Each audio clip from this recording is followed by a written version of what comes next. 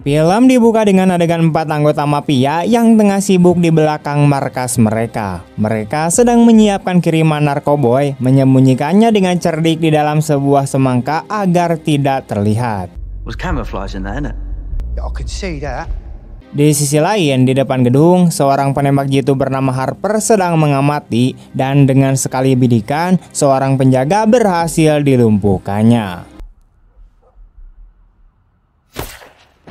Tak lama kemudian, tim Harper menyerbu markas, menyingkirkan siapapun yang menghadang mereka.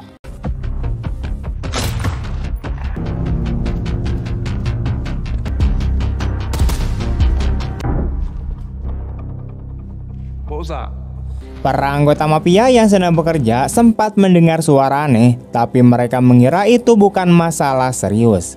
Satu dari mereka mencoba menghubungi penjaga, tapi tak ada jawaban. Tiba-tiba, lampu padam dan lampu darurat menyala, memicu kekacauan.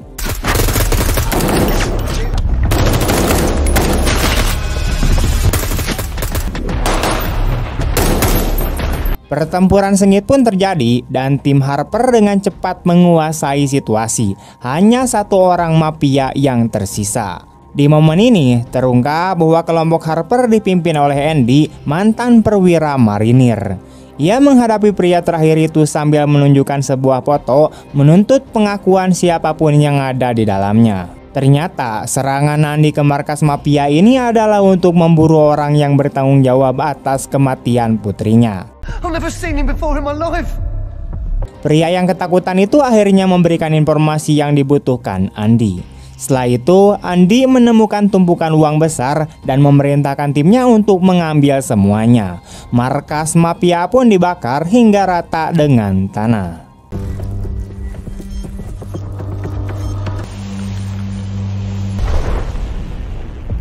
Cerita kemudian mundur ke 9 hari sebelumnya. Andy terlihat bangun di rumah terpencilnya, menjalani rutinitas sehari-hari dengan mandi, sarapan, dan berangkat kerja di toko perlengkapan bangunan. Namun pikirannya tampak kemana-mana, membuatnya sering kehilangan fokus saat melayani pelanggan. Atasannya menegurnya karena ketidakprofesionalan itu dan memperingatkan bahwa jika Andy tidak berubah, ia bisa dipecat. Andy hanya mengangguk, menerima sebuah kenyataan dan tidak mendapat gaji bulan itu. Hari berikutnya, di hari liburnya, Andy pergi ke sesi terapi mingguan dengan psikiater. Ia mengaku merasa sedikit lebih baik, tapi kenangan masa lalu yang traumatis terus menghantuinya, dan itu masih terbayang di pikiran Andy. Terungkap bahwa Andy adalah mantan perwira marinir yang pernah memimpin unit 20 orang di Afghanistan, hanya 4 yang selamat termasuk dirinya. Peristiwa itu meninggalkan bekas mental yang mendalam. Sementara itu, seorang gadis muda bernama Rachel terlihat berdebat dengan ibunya. Ibunya menekankan agar Rachel tidak terlalu sering keluar rumah, sementara Rachel membela diri bahwa ia sudah 18 tahun dan berhak mengatur hidupnya sendiri. Akhirnya, sang ibu mengalah, tapi tetap menekankan agar Rachel selalu berhati-hati. Di luar, kekasih Rachel bernama Cassius menunggunya. Ia memberitahu Rachel bahwa ia akan pergi selama seminggu tanpa membawa ponsel, yang hal itu membuat Rachel sangat kesal karena selama ini Cassius adalah tempatnya bercerita. Terungkap bahwa Cassius bekerja sebagai kurir narkoboy dan Rachel sudah mengetahui hal itu.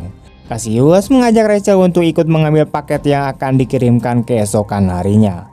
Paket itu ternyata sudah diatur oleh rekannya bernama Harry yang kemudian bercanda menanyakan apakah mereka ingin berjalan-jalan. Malam harinya setelah bersantai, Cassius menghadiri pesta teman kuliahnya bernama Bruno bersama Rachel. Namun tak lama kemudian, Harry menelepon menuntut paket segera dikirimkan. Cassius harus pergi mendadak, meminta Bruno menjaga Rachel. Di pesta itu, teman-teman perempuan Cassius membujuk Rachel untuk mencoba narkoboy baru. Meski awalnya menolak, Rachel akhirnya luluh.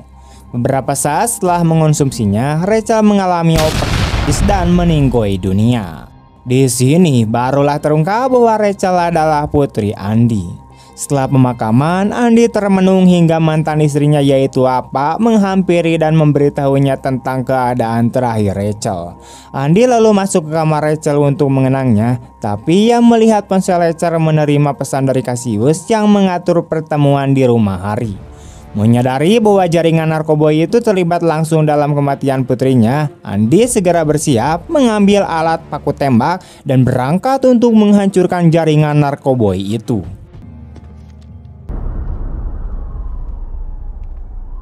Sementara itu, Cassius tiba di rumah Harry untuk mengambil bayaran atas paketnya. Namun kemudian, Harry dan Bruno menyampaikan kabar buruk kepada Cassius bahwa Rachel telah meninggoy di pesta akibat overdosis. Mendengar itu, Cassius diliputi kemarahan dan meluapkan emosinya kepada Bruno sambil menuntut alasan mengapa Rachel diberi narkoboy padahal ia sama sekali tidak pernah menggunakannya sebelumnya. Bruno meminta maaf dan menjelaskan bahwa ia sedang keluar membeli makanan ketika kejadian tersebut berlangsung. Dikuasai rasa frustasi, Cassius kemudian keluar dari rumah Harry dengan nada kesal. How would she even get her hands on that in the first place? You were supposed to look out for her, and you fucking left! I'm sorry. I left to get a pepperoni and cheese panini, and by the time I come back, the police are running all over the place, so I left. I've been lying low here ever since. Cash. Ketika ia pergi, Andy tiba dan sempat berpapasan dengannya meski tidak saling mengenali. Begitu memasuki rumah Harry, Andy tidak membuang waktu dan langsung menjatuhkan siapapun yang ada di sana.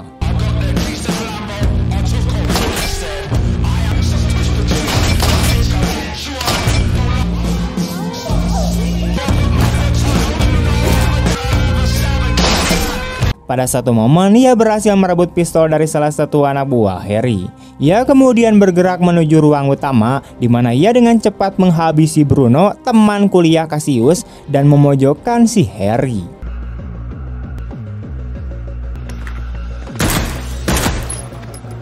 Andy menuntut untuk mengetahui di mana Cassius berada dan Harry mengungkapkan bahwa Cassius baru saja pergi. Namun pada saat itu, salah satu anak buah Harry berhasil menangkap Andy dari belakang. Melihat kesempatan itu, Harry segera mengambil pistol yang terjatuh dan bersiap menghabisi Andy. Namun tepat sebelum pelatuk ditarik, seseorang datang dan menembak mati Harry serta sisa anak buahnya. Penolong dadakan itu ternyata adalah Semut G, yaitu mantan bawahan Andy semasa dinas militer. Saat Semut G mengantarkan Andy pulang, ia bertanya bagaimana Andy bisa berada di rumah Harry. Andy menjelaskan bahwa ia sedang mencari seseorang bernama Cassius dan sekaligus bertekad membongkar seluruh jaringan narkoboy di kota itu. Andy kemudian membalikan pertanyaan dan menanyakan bagaimana Semut G dapat menemukannya. Semut G kemudian menceritakan bahwa beberapa jam sebelumnya ia mendatangi rumah Andy untuk menyampaikan bela sungkawa atas kematian Rachel, namun Andy tidak ada di sana. Sebagai gantinya, Semut G menemukan sebuah catatan berisi alamat Harry, yang kemudian membawa ke lokasi tersebut untuk menyelamatkan Andy. Sebelum Andy turun dari mobil, Semut G mengajaknya untuk minum bersama keesokan malam di sebuah kafe. Pada malam berikutnya, Andy menerima panggilan dari Apa yang menanyakan apakah ia masih memegang ponsel Rachel. Andy membenarkan dan bertanya apakah Apa ingin mengambilnya kembali, namun Apa menjawab bahwa ia tidak peduli pada ponselnya, yang ia inginkan adalah Andy pulang. Andy menyebut bahwa suatu hari ia akan kembali, berharap mereka dapat membangun kembali keluarga mereka. Tak lama setelah itu, Andy menuju kafe untuk bertemu Semut G seperti yang dijanjikan. Di sana, ia bertemu Harper, mantan bawahan militernya yang menyampaikan bela sungkawa atas kematian Rachel serta menawarkan bantuan kapanpun Andy membutuhkannya. Tidak lama kemudian, Semut G tiba bersama seorang teman lama dan keempatnya mengenang masa-masa mereka di Afghanistan sebagai para penyitas dari unit mereka. Harper mengakui bahwa ia masih dihantui oleh sebuah ingatan perang, sebuah momen ketika ia harus memilih antara menetralkan seorang anak atau mempertaruhkan nyawa rekan-rekannya. Anak tersebut terus mendekat sehingga memaksa Harper mengambil keputusan yang mustahil. Setelah berbagi kisah masa lalu, mereka memutuskan untuk bermain biliar. Namun sikap Andi yang diam membuat ketiga mantan bawahannya bertanya apa sebenarnya tujuan Andi. Pada saat itu, Andi mengungkapkan misinya untuk memberantas peredaran narkoboy di kota, termasuk menjatuhkan Cassius. Ketiganya menyambut gembira kesempatan bekerja kembali di sisi Andy. Di sisi lain, Cassius terlihat duduk sendirian di sebuah restoran sambil dikuasai rasa bersalah karena merasa bahwa jika ia berada di sisi Rachel saat itu, mungkin gadis tersebut masih hidup. Pada satu momen, Cassius memutuskan bahwa ia harus meminta maaf kepada kedua orang tua Rachel secepatnya. Namun, sekelompok preman tiba-tiba mendatanginya. Cassius yang tidak ingin berkelahi mencoba untuk pergi, tetapi salah satu dari mereka mengikutinya keluar dan menantangnya berduel.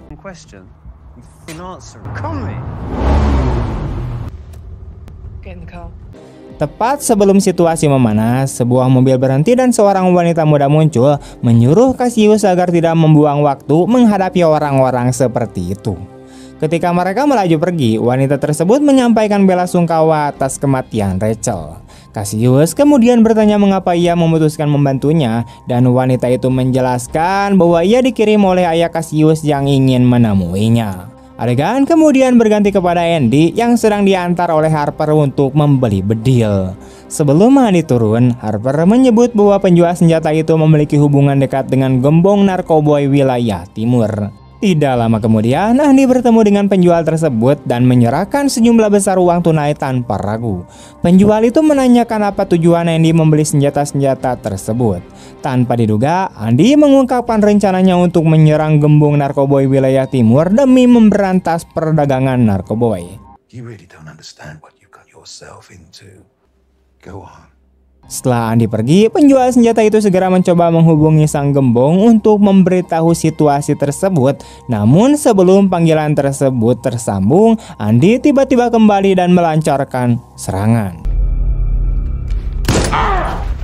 Andy menuntut lokasi markas gembong tersebut dan karena tidak punya pilihan lain, penjual itu memberikan informasinya.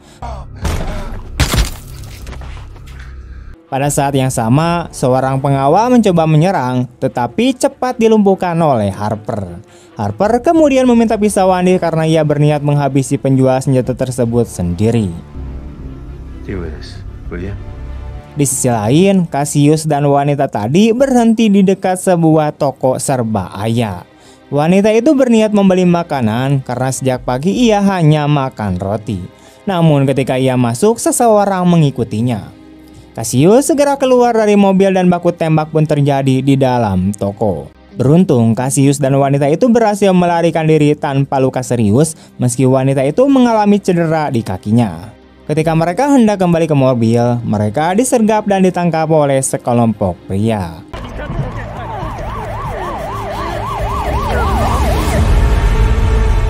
Pada akhirnya, Cassius dan wanita tersebut dibawa ke sebuah tambang dan dihadapkan kepada gembong narkoboy wilayah timur.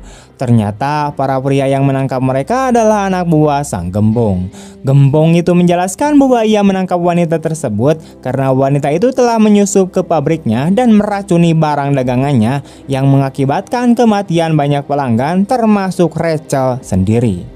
Cassius terkejut dan menuntut mengetahui siapa yang memerintahkan wanita itu untuk melakukan tindakan tersebut.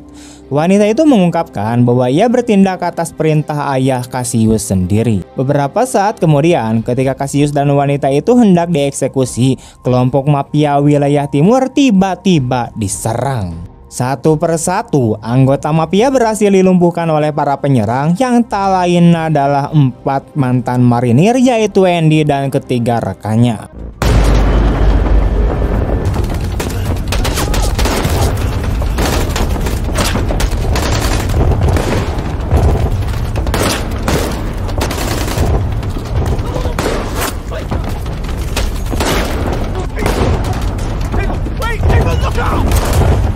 Dalam kekacauan tersebut, Cassius berhasil masuk ke dalam mobil dan melarikan diri. Andy yang bertekad tidak membiarkan Cassius kabur, melepaskan beberapa tembakan ke arah kendaraan tersebut, namun usahanya tidak berhasil. Sesaat setelah Andy dan timnya akhirnya memenangkan pertempuran itu, pada momen tersebut Harper menghampiri seorang anggota mafia yang selamat dan menanyainya mengenai pengedar narkoba terbesar di wilayah tersebut. Lelaki itu mengungkapkan bahwa seorang pria bernama Lucian adalah bandar narkoba paling berkuasa dan markasnya berada di ujung kota. Adegan kemudian bergeser kepada Cassius yang kini berada di sebuah mansion mewah. Beberapa saat kemudian, seorang pria botak muncul untuk menyambutnya. Dan terungkap bahwa pria itu adalah Lucian, seorang pengusaha kaya raya sekaligus ayah kandung Cassius. Rupanya, Cassius telah lama berpisah dari ayahnya selama bertahun-tahun, sehingga ia meninggalkan rumah dan menjalani kehidupan soliter dengan bekerja sebagai kurir bagi para pengedar tingkat rendah demi memenuhi kebutuhan hidup. I know what you did. She died because of you. Because you laced the product. Why did you pick me up? For your own safety. I know what Harry's place. Pada malam hari itu, Andy dan ketiga rekannya tiba di fasilitas produksi narkoba milik Lucian, di mana mereka tidak membuang waktu dan langsung menghabisi anak buah Lucian satu persatu. Dan inilah adegan yang diperlihatkan pada awal cerita. Tak lama kemudian, tim Andy berhasil menetralkan pasukan Lucian dengan cepat, menyisakan hanya satu orang yang selamat. Andy lalu menginterogasi lelaki itu mengenai keberadaan Lucian dan lokasi putranya bernama Cassius. Dengan harapan mendapatkan belas kasihan, lelaki tersebut langsung memberikan semua informasi. Boss, it's time to go. She saw what we did back there, she knew what we'd do here. Pada hari berikutnya, Lucian memberitahu Cassius bahwa markas mereka telah dihancurkan oleh anak buah Andy, di mana diam-diam Cassius merasa senang karena ia memang tidak setuju dengan aktivitas perdagangan narkoba ayahnya. Akibatnya, Lucian menyatakan bahwa ia telah mengirim seluruh sisa pasukan untuk menghabisi Andy. Sementara itu, Andy yang baru terbangun segera merencanakan perjalanan menuju mansion milik Lucian bersama timnya pada malam itu juga. Namun, rencana mereka terhenti oleh panggilan telepon dari Apa. Dalam panggilan tersebut, Apa terdengar sangat ketakutan karena sekelompok pria berusaha menculiknya.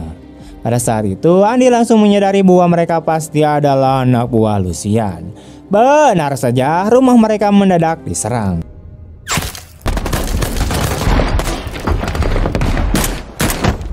Beruntung, ketiga rekan Andy tiba tepat waktu untuk membantu. Menanggapi situasi tersebut, Andy dan timnya segera bersiap dan berangkat untuk menyelamatkan Apa.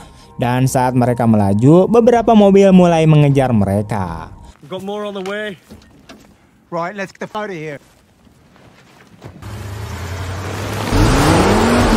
Pada satu momen, mobil Andy terpaksa berhenti dan musuh mendekat dengan hati-hati. Namun Andy dan timnya telah menyembunyikan diri di balik kendaraan dengan cerik.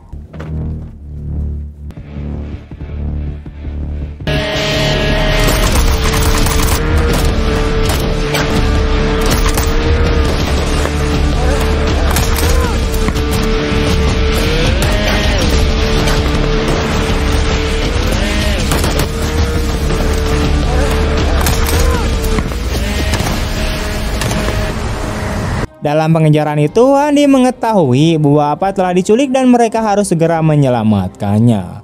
Mereka menelusuri keberadaan Apa hingga ke sebuah bangunan terbengkalai, tetapi mereka disergap dari kedua sisi oleh banyak anak buah Lucian. Di bawah tembakan yang intens, Andy memerintahkan ketiga rekannya untuk berlindung di dalam bangunan tersebut. Namun, hal itu ternyata adalah jebakan karena pasukan Lucian telah mengepung bangunan tersebut. Tanpa pilihan lain, tim Andy berpencar dan secara sistematis menghabisi anak buah Lucian satu persatu.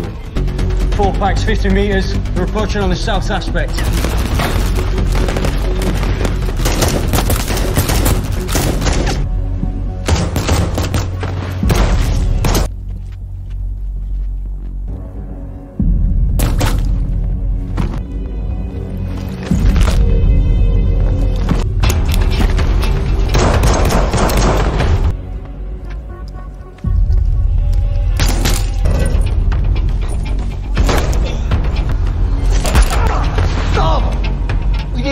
Tak lama kemudian, Harper berhasil memojokkan musuh terakhir dan hampir menghabisinya, tetapi Andy menghentikannya karena lelaki itu merupakan anggota terakhir pasukan Lucian.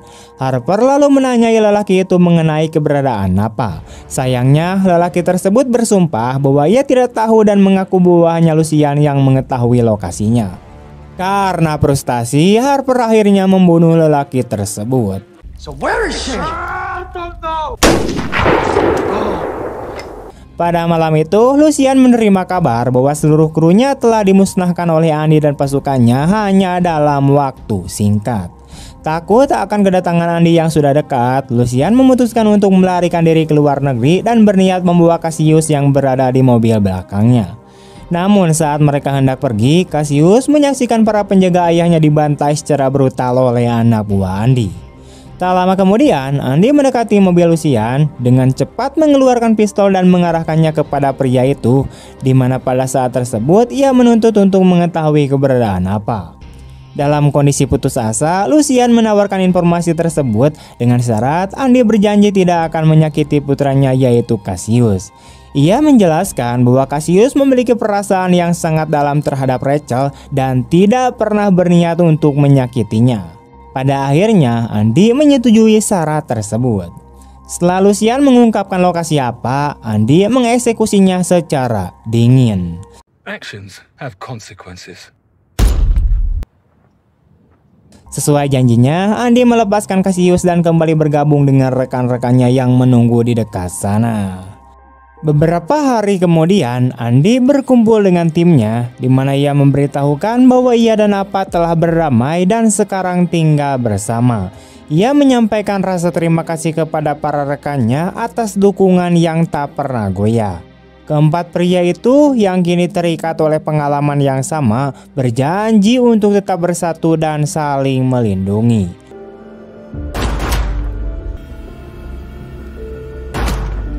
Namun sebuah hal mengejutkan terjadi, di mana tiga rekan Andy yang ia ajak bicara hanyalah bayangan dari masa lalunya, fragmen-fragmen yang muncul akibat trauma akut semasa perang di Afghanistan dan rasa kesepian, juga kehilangan putrinya memperparah segalanya. Kenyataannya, ketiga rekannya itu telah gugur di medan perang dan hanya Andy lah seorang yang selamat. Saat menghancurkan kartel narkoba pun, dia sendiri yang melakukannya tanpa bantuan siapapun. Meskipun bagi Andy mereka tampak nyata, dunia di sekitarnya sebetulnya sunyi dan kosong. Saat itu juga, tiba-tiba Cassius muncul dan memegang pistol di tangannya, dipenuhi dendam atas kematian ayahnya.